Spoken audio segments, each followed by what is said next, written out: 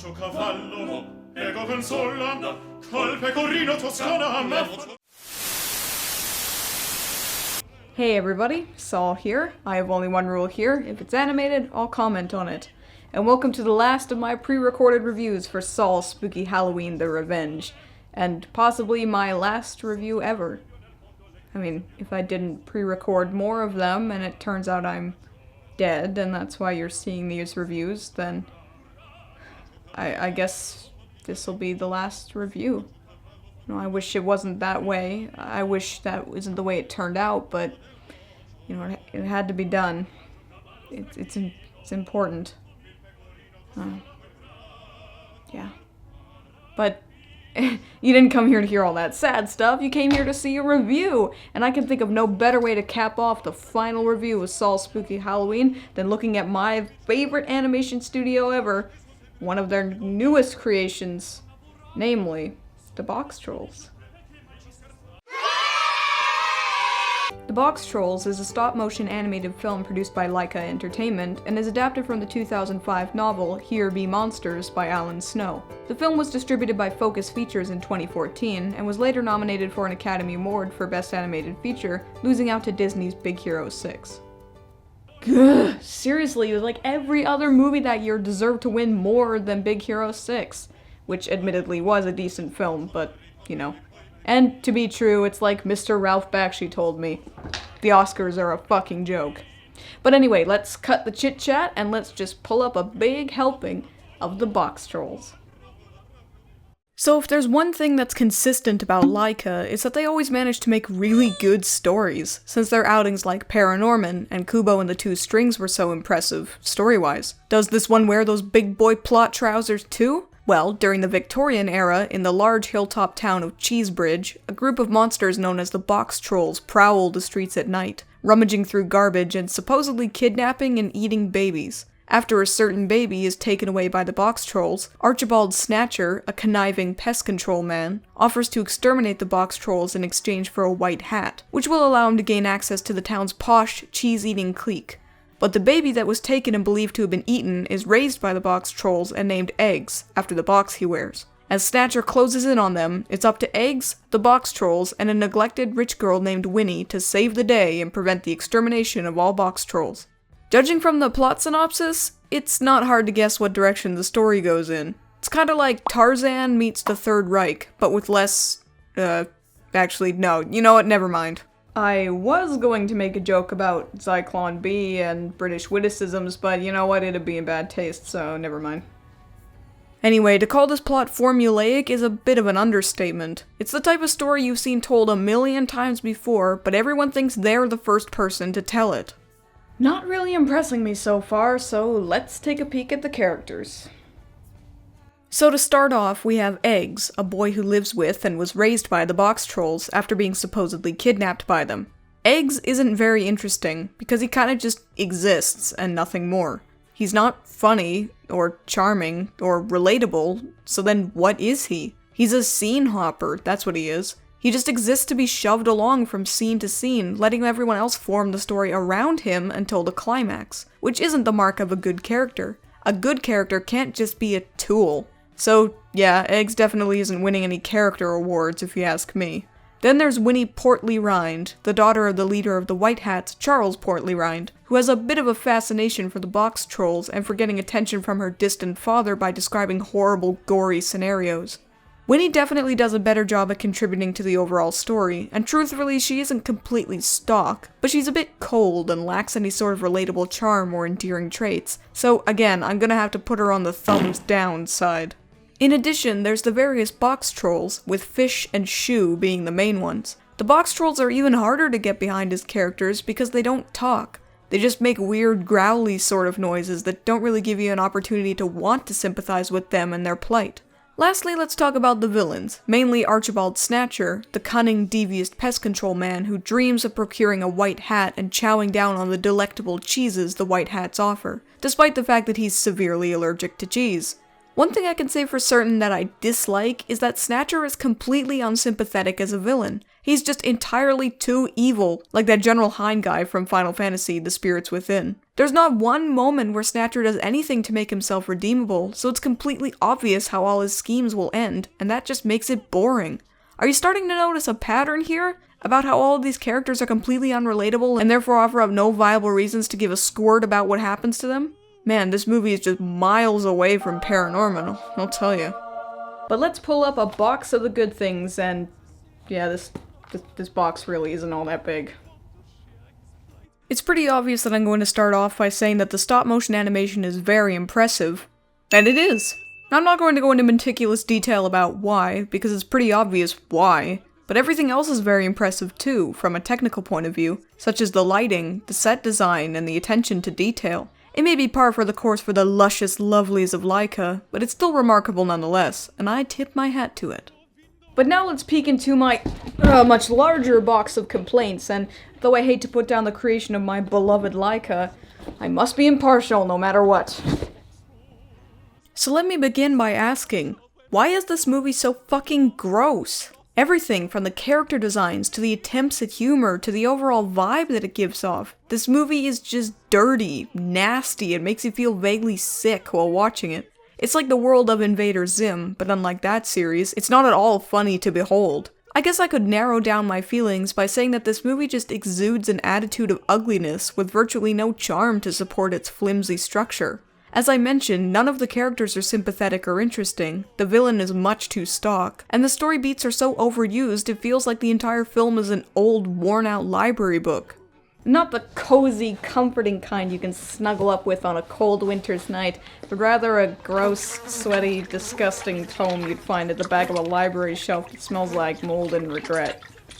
Whoa, okay, that may be a bit harsh, but I do feel that's somewhat of an apt comparison. Unlike Leica's previous works, this movie's goal isn't to build an interesting world or likable characters, but rather to shunt you along to the next, admittedly impressive action scene. I'm almost tempted to call it a COD film, though not quite as bad as the Polar Express. Oh me, oh my, and what is that I spy? 3D gimmick shots all over the place? Yeah, you guys already know I flippin' hate those, so whatevs.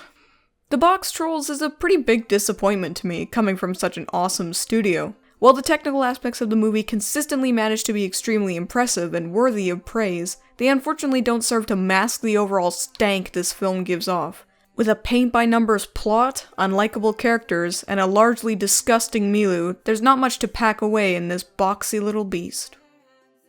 I give the Boxtrolls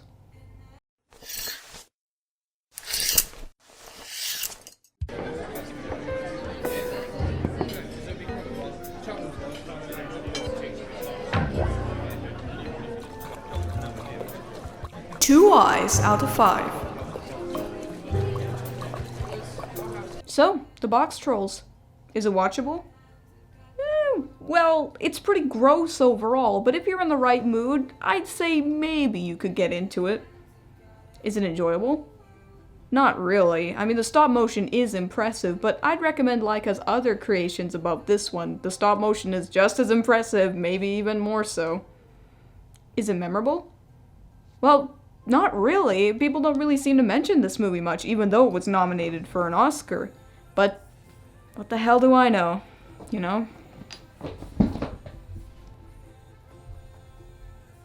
So then, thank you for joining me for Sol's Spooky Halloween The Revenge.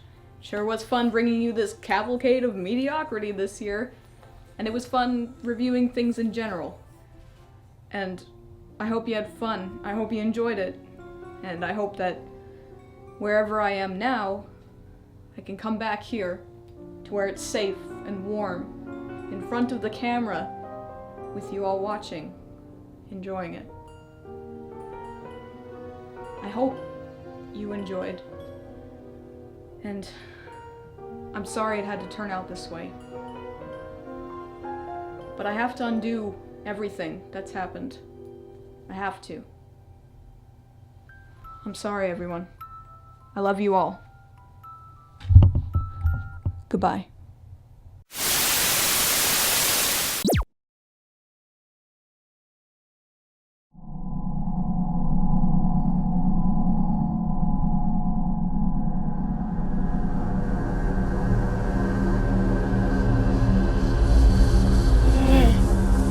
Hey, what's going on? Did it happen?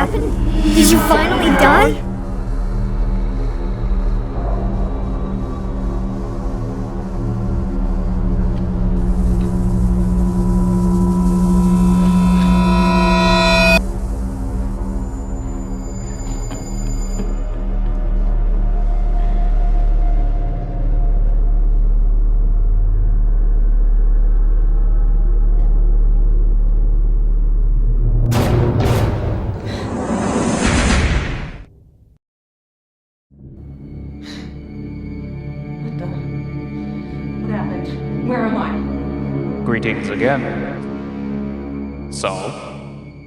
Hey, why am I here? Why did you bring me to your realm? I did not. She did.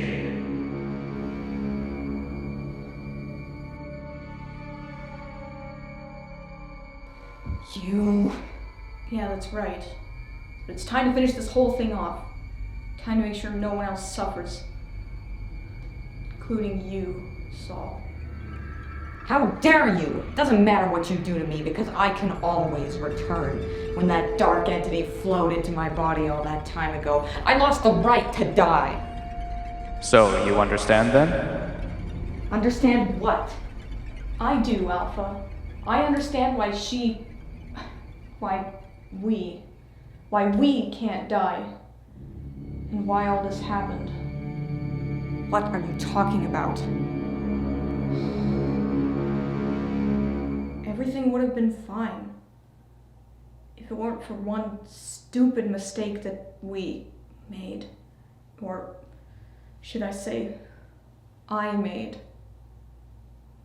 I tried to clone myself, but I didn't know how to clone myself. I just used whatever power I could to try and separate myself into different parts. And it worked, but not the way I had intended. There were more of me, but they weren't clones. I didn't clone myself. I accidentally fractured myself into 4 separate beings, each possessing a singular governing trait. Happiness, imagination, and logic. But what was left of the original me was nothing but a hollowed out shell, completely helpless to stop the dark powers we had inherited from taking over and consuming everything. You're lying. I've always been this way. No, you haven't. The way we were, the way I was. We would never kill someone in cold blood, especially if they were a part of me. All this time you were being corrupted. You let your unstable thoughts and emotions corrode you from the inside out like a swarm of locusts. But no, I'm here to stop that. I saw it when I kidnapped you, but I let you go because I could sense what was coming. It's time to stop. It took the sacrifice of the other 2 souls to get you here, to make this happen. But I had no choice. I'm putting a stop to this right now. No, I won't let you do this. I've destroyed the world once and I can destroy it again. I've killed you once and I can kill you again because there will only ever be one of me.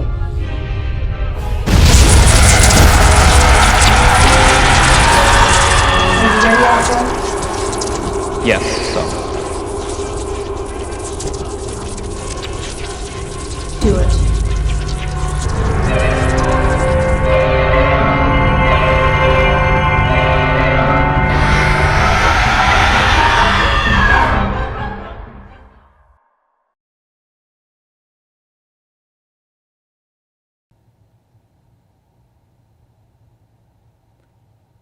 I'm sorry, everyone. I'm sorry I won't be around anymore. But I have to do this.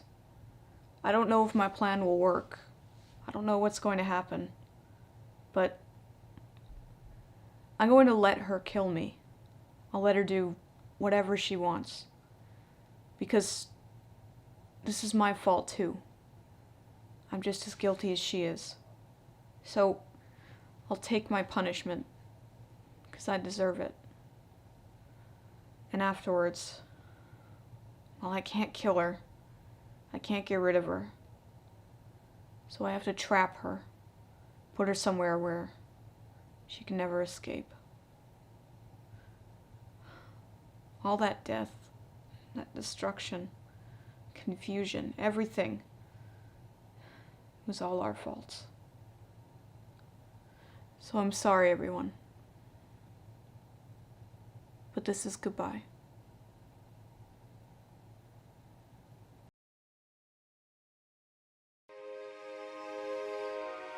Sol?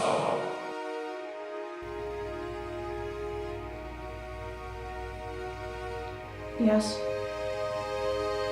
Are you alright?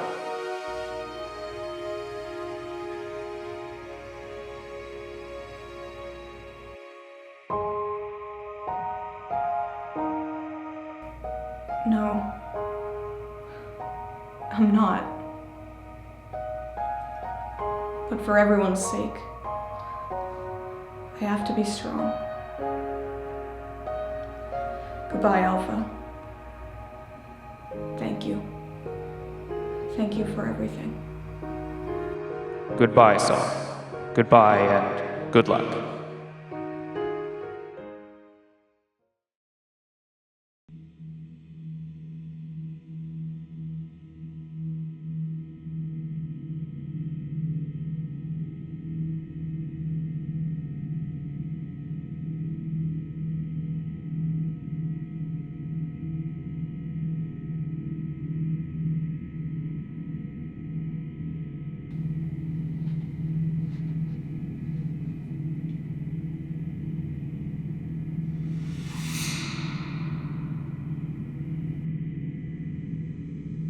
My body is a prison. And it will hold you forever. Want to stay up to date with all the latest EyeofSol news? You can follow me on Twitter as well as on Facebook at twitter.com/EyeofSol299 and facebook.com/EyeofSol. I update them every day, so if you want to check out news on the show as well as updates, just follow the links here. Hey everybody. Thanks for watching the final review in Sol's Spooky Halloween: The Revenge. Wasn't that just so fun and amazing? Yeah. If you liked this review, you can always give it a like and a share, I'd really appreciate that. Or if you want to subscribe to my channel too, that'd be awesome. Very awesome. If you want to see the previous Sol Spooky Halloween episodes, you can see the annotations playing on the video right now. Or if you want to check out my various social media sites, you can see my links to my Twitter page and my Facebook page there on the screen for you, as well as in the description.